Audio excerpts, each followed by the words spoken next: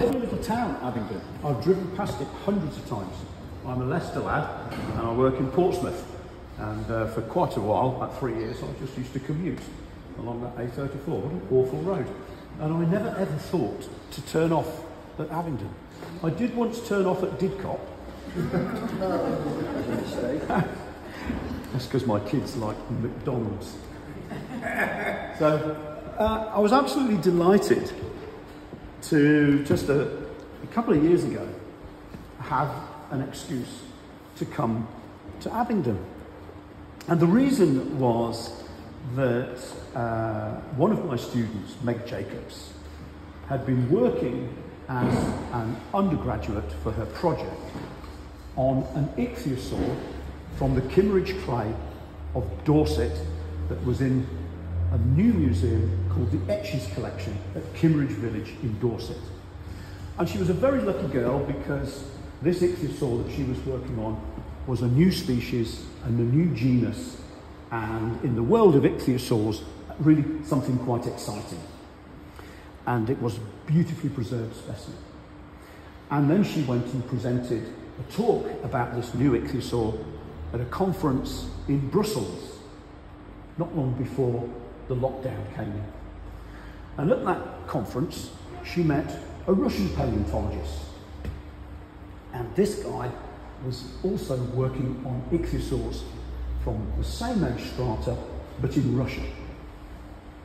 And he had heard about an ichthyosaur that was in Abingdon Museum. And he wondered, because my student Meg was living in Portsmouth, which is much nearer to Abingdon than Moscow is, although Russian tanks could easily get over here, couldn't they really? There's not much stopping them. He asked if she would be so kind as to pop up to Abingdon to photograph this ichthyosaur.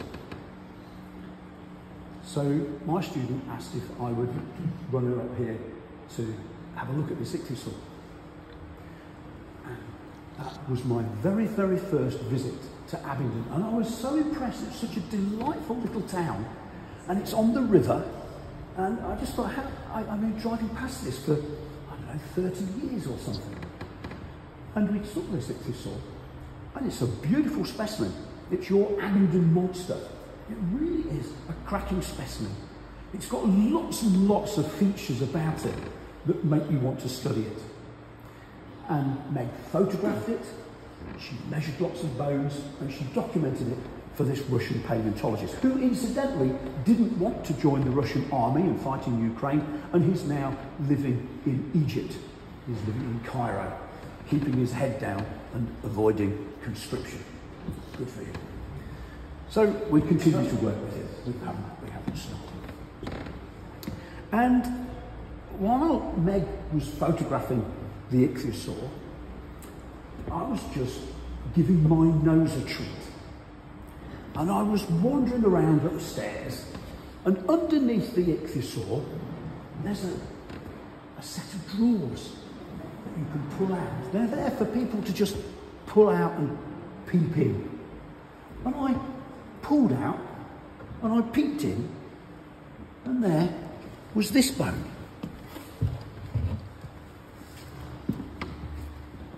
You can recognise this as a vertebra, can't you? Yeah. But you can see it's quite big.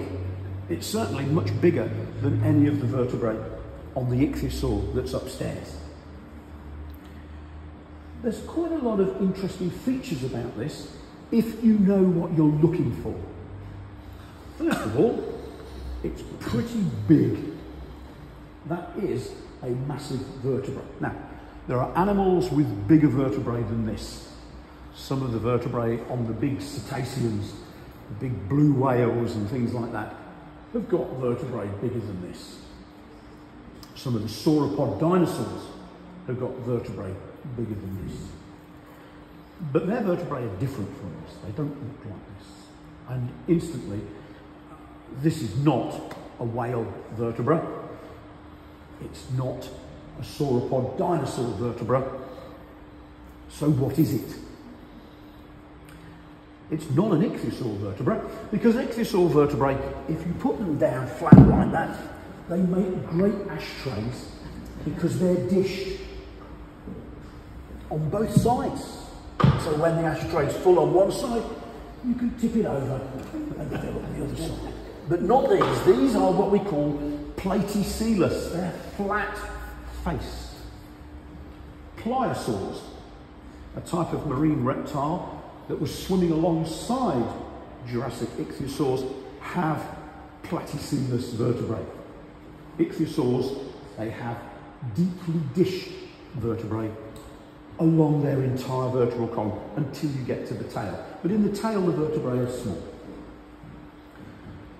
This has a few other features which also tell you that it's a pliosaur. It has, for example, aspect ratios of height to width are the same. So it's a circle. Ichthyosaur vertebrae are often slightly harp-shaped. Theropod dinosaur vertebrae, they're often an oval shape, but these are circular. And then finally, for the other axis, they are very short. This vertebra is much higher than it is long. This is length, that's height, and that's width. And so these are very short vertebrae, but very wide and high. And that is characteristic of a group of pliosaurs in the neck. These are cervical vertebrae. These are from the neck. So here we've got an animal with quite a large neck vertebra. And it's then that you start to think there is something a bit special about this animal. Now, I have quite a bit of experience of this group of animals called pliosaurs. I've been lucky enough to excavate one that was a complete skeleton found in Peterborough. And it was quite a nice animal. It was around about, I think it was about 8 metres long, which is quite a size. But its vertebrae were small. Exactly the same as this, but they were small. So I looked at this. This was under glass when I took it out. So I went to Dan and I said, can I have a look at that? So we took it out and we had a look at it. And Dan told me that there were 3 more. They're in this case. So these vertebrae are rather fascinating. Now, we had only come to Abingdon to have a look at the ichthyosaurs, and the other 3 vertebrae weren't actually in the building at the time. So we made a plan to come back, and we came back and we photographed them. We photographed them to death. We also came back another time and we brought a laser scanner and we scanned them as well. And the reason for scanning them is that we're able to 3D print them and make exact replicas. And we could also, instead of borrowing the specimens in our computer, we can simply use a digital image that we can rotate and, using the right software, even take precise measurements from. So we analysed these vertebrae and we found out all sorts of things about them. They don't constitute a row. This lump that sticks out the side is for a neck rib. These animals have short ribs on the vertebrae of their neck. Actually, they're quite fascinating ribs. They're very short. They're triangular. So they go from there to there and they stick out. But on the end, they've got an almost spoon-shaped facet for a muscle to attach. Now, you and I, we can nod our heads. I spend a lot of time to my kids going, no, no, no. And there's a certain set of muscles which allow you to do that. They are stronger than the muscles that go, yes, yes. But they, over time with kids, those muscles, they get stronger because eventually you give it, oh yes, go on then. Yeah? But these muscles, they're not that powerful for us because this is kind of like, ooh, Oh, it's nice when you do that, though, isn't it? And you can if you do that, you can feel those muscles. A pliosaur is a much different animal. And the interesting thing about pliosaurs is they've got extremely large heads for their size. They belong to a group of animals that we call sauropterygians. But you will have heard, I'm sure, of the term Pliosaur. And if you think Loch Ness Monster, Pliosaurs have long necks, moderately sized heads, mouthful of slender teeth, and a body which is rather barrel-shaped with a tail which is short but streamlined, and they have 4 flippers. Now let's just go to the flippers for a bit. These 4 flippers resemble the flippers of a marine turtle, the front flippers, not the back flippers, the front flippers. Now a marine turtle swims very elegantly, but actually it flies. It flies through the water. It has an attack upstroke. So as it brings its flippers up, it's generating thrust. So it raises its flippers and moves through the water, and it brings them down with a bit of rotation, and that is also a thrust stroke, and it moves through the water as well. So it's an uninterrupted cycle. It's down and up and down and up, and it just goes through the water like a very, very skilled oarsman. But with an oarsman, there's an interruption, isn't there? The recovery stroke. The recovery stroke for a turtle also produces lift or propulsion, like a bird. Yeah? The flapping of a bird is continually sending it through the air. And it's the same with a turtle, continually sending it through the water. So why on earth do plesiosaurs have 4 flippers and not just 2? Well, if you look at the structure of these animals, they're rather bizarre. They have fantastic pectoral girdle and pelvic girdle muscles. Now, we've got some great pelvic girdle structure. I mean, for a kick-off, we can do this, and we can stand looking indignant. Yeah? We can rest our hands on here, on our ilium, sorry, get it right, get your anatomy right, and we can go like this. Yeah? And, very cleverly, we can walk bipedally, because we've got a nice big circle around here. We haven't got the circle here, okay? Too strong here, got some nice scapulae and what have you, but this isn't sort of, well, we've still got a fair bit that we can do with. Now, what the plesiosaurs have done is they've taken everything from the back, everything from here and from here, and they put it all around the front. All around the front. They have got huge scapulae and coracoids in the shoulder girdle. Yeah, huge, huge elements here. They've got tiny little. They have got pubis and ischium here that are a sheet of bone like this. So they have got an enormous breadth of bone across the front here and across the front here. And in between, they've got abdominal ribs that bunch together like bananas. There's a row down the middle, a row here, and another row here, and they interlock like this. And they make a basket, and that basket is linked to the pelvic girdle and to the pectoral girdle, and the whole of their belly region is a solid structure, almost, but not quite, like a turtle with its plastron. But it's got some flexibility in this bit here.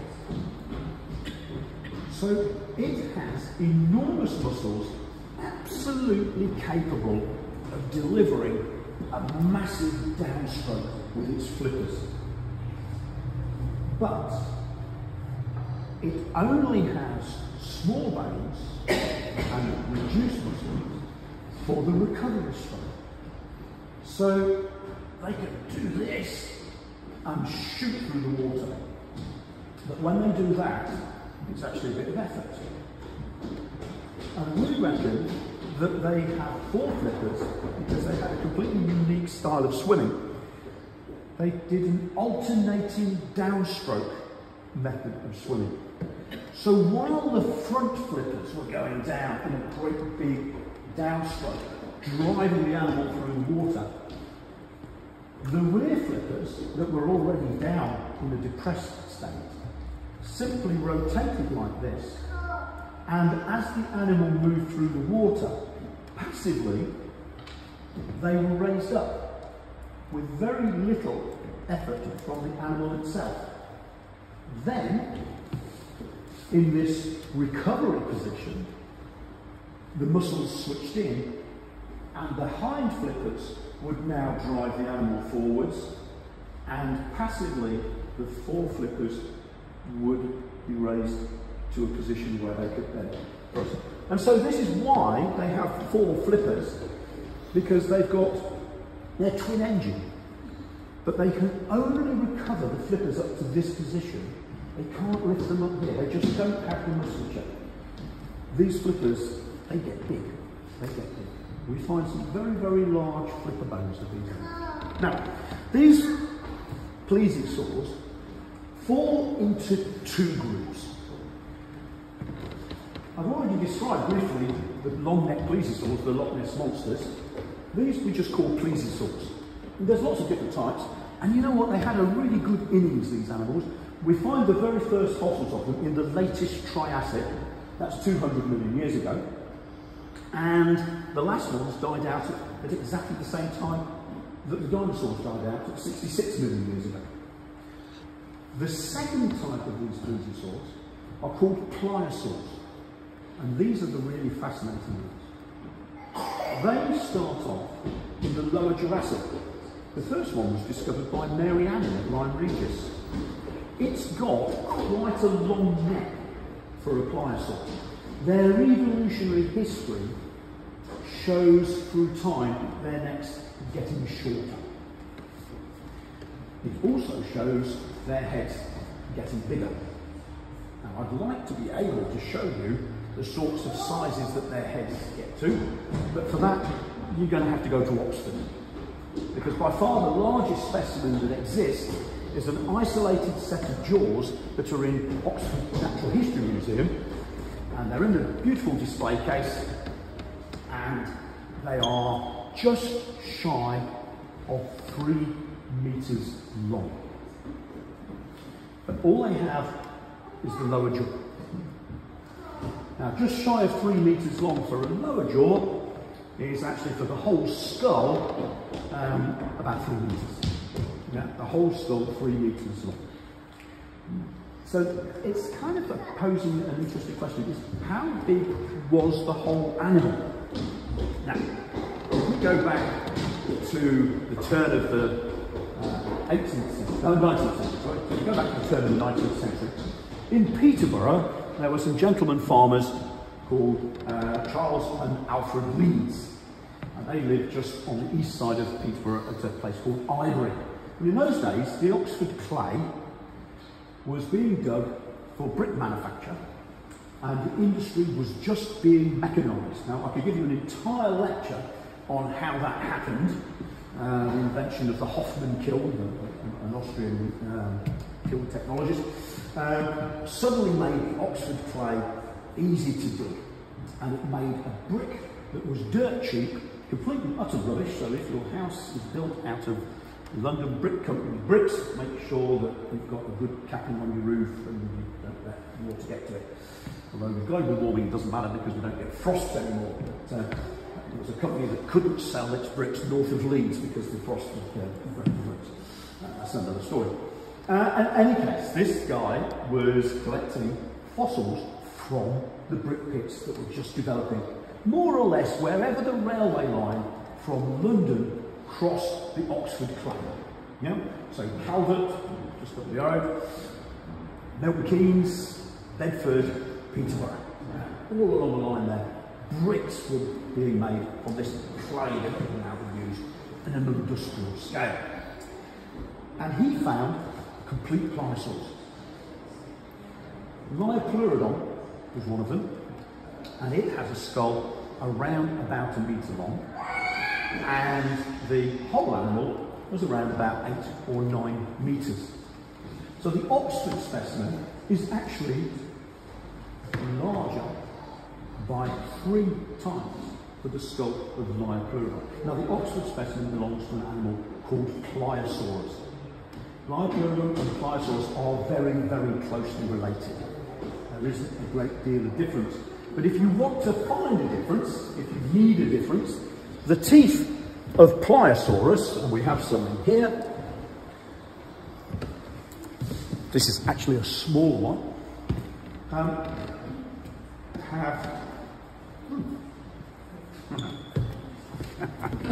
oh dear, you discover some stuff, you really do.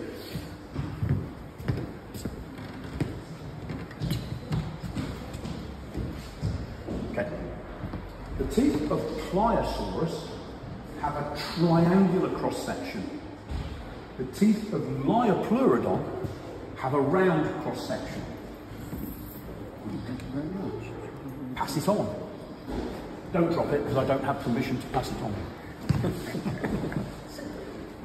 So, we think that Pliosaurs might have got, what's 3 times 8?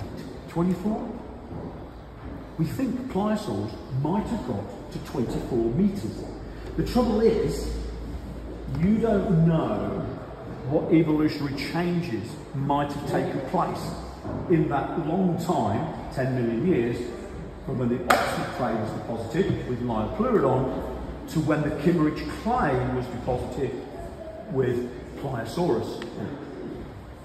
But nobody has found the complete Pliosaurus. Nobody. Lots of people have looked. Lots of people have found bits and pieces. And these vertebrae here are from Pliosaurus.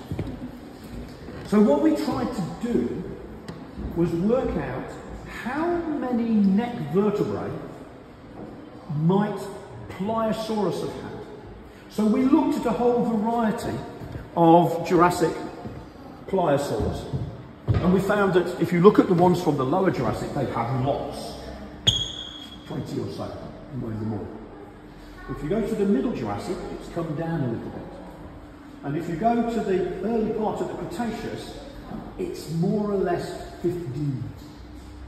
So what we did was we picked a number that was between the sort of 20 odd that you get down in the middle of the Jurassic and the 15 in the Cretaceous. We got somewhere in between, and then we averaged out the length of these. Now we have 4 of these, and because of the position of where the rib joins are, we could work out whether it's towards the front of the neck or towards the back of the neck, perhaps at the shoulder. And on doing that, we were able to come up with a neck length, an estimated neck length for this animal. And when we did that, we then worked out what percentage the neck was of the whole of the body. And eventually, we came up with a calculation. Now, here's the thing. There are vagaries in this. So if we used one type of Pliosaur to calculate the size, we came up with 16 metres. But if we used another type, we came up with 21 metres, which is getting close to that 24 that we'd estimated, just simply multiplying the Oxford skull by the Peterborough complete specimen. So you have had, for many, many years, since the 1970s, hiding in the collection here, you have had a monster. And this monster is 3 times the size of the monster that you had on display and you've all wandered around the museum admiring. Just hiding in a drawer has been the remains of an animal that was one of the most remarkable animals to ever swim in the Jurassic seas, just waiting there to be discovered. And one of the things it does is emphasises the importance of museums like this and local collections and local people discovering things and donating them to the local museum. If it hadn't been for somebody seeing these bones, and it turned out they were found just the other side of the River Thames, not so very far down the fields, where a farmer was digging a lake, I don't know, probably to put some trout in or something, maybe go for a swim in a hot summer. Just happened to dig a pond, and somebody saw the grey clay. Now I want you to remember this. If ever you're wandering around, you're driving along and you see that they're digging a building site, a ditch, something, and you see grey clay, do take a look. It's the Kimmeridge clay. Now I take it that you've all heard of the Kimmeridge clay. I know Kimmeridge is a long way from here, but the Kimmeridge clay stretches from Speeton in Yorkshire and the Yorkshire coast. It goes all the way through the country, almost an uninterrupted outcrop all the way down to Kimmeridge in Dorset. And wherever you dig it, you will find fossils. Wherever you dig it, it is absolutely fossiliferous. In this part of the world, though, almost every time that there has been a temporary excavation of the Kimmeridge clay, they've discovered the remains of sea monsters. There are ichthyosaurs, there are long-necked plesiosaurs, there are pliosaurs, there are crocodiles, and I made this discovery today, just today, in this museum, just 10 minutes ago, probably a bit longer than 10 minutes ago now, I discovered a giant crocodile. Because here, this black bone, labelled Pliosaur, is not a Pliosaur. It's a crocodile. It's from an animal called Dakosaurus. And Dakosaurus was a very big crocodile. In fact, its skull was a little bit like the skull of Plyosaurus, very robust. This is the head of a femur. It sticks into your pelvis like that. And crocodiles have a sigmoidal femur. And it's broken at this end. It would be even more sigmoidal if it hadn't got about 10 centimetres missing. But that break lets you look at that and go, ah, there's the hollow. Crocodile bones are hollow. Yeah?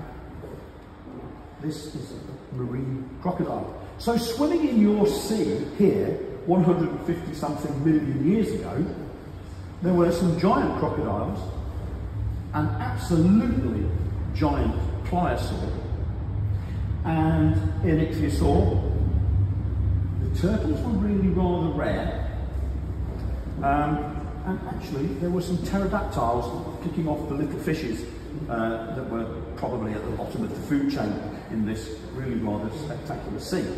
Now, I don't know how much time I've got left, but have you ever, since I've got a crocodile in my hands, have you ever seen how crocodiles feed? You must surely have seen the ambush predatory habits of crocodiles that just sit in the water, so murky you can't see. Well, actually, even when the water is crystal clear, you can't see them. I was standing in the Everglades in Florida once, looking into some water that was very, very black. Actually, it was just a little bit like a cup of tea without the milk. It was tannin in the water. And the reason it was black was that the bottom sediment was simply rotting black vegetation. And I was looking like this, fascinated, and I saw nothing. And I went back to the car, and then I went for one more look. And where I had been standing, a big alligator had crawled out onto the grass. Well, he must have just been there. He must have just been there. Now, it wasn't a big enough alligator to have taken me in like a Nile crocodile taking the wildebeest. But it did make me think, I'm glad I didn't go for a paddle. I didn't get my socks and shoes on. But while we've got a crocodile in our hands, crocodiles, they will ambush prey. And then what do? I mean, a wildebeest is quite a big animal.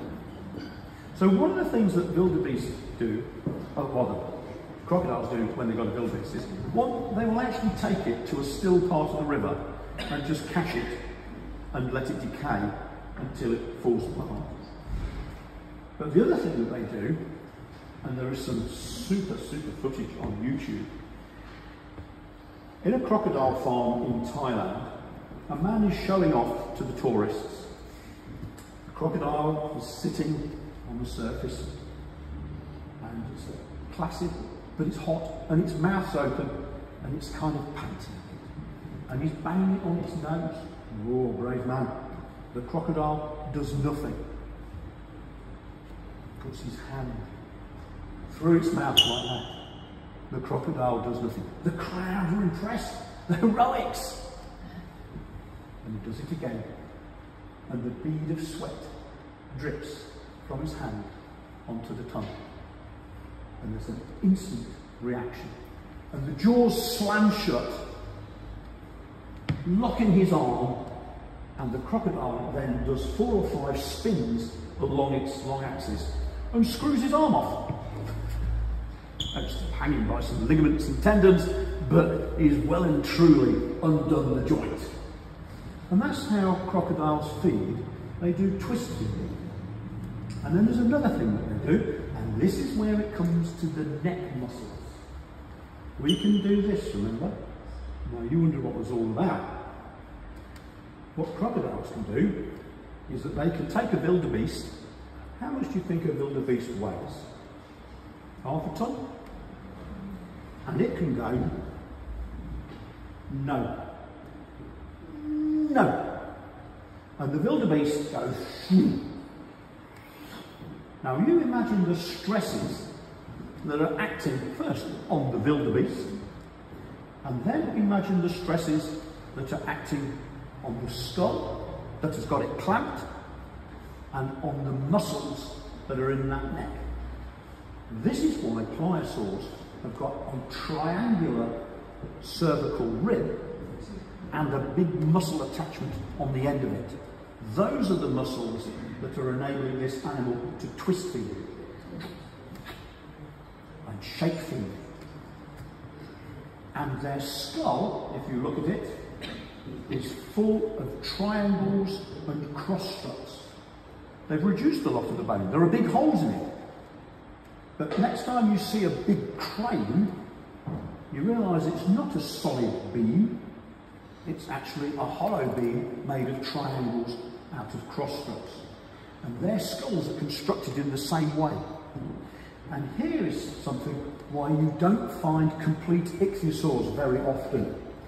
The pliosaurs have twist-feeded and shake-feeded them to bits and pieces.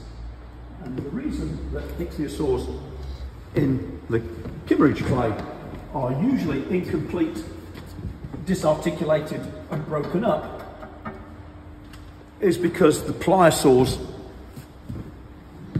are the top predator in the Jurassic seas and have shaken them all to bits. And I'll just leave you with that image and say thank you very much for listening. Thank you.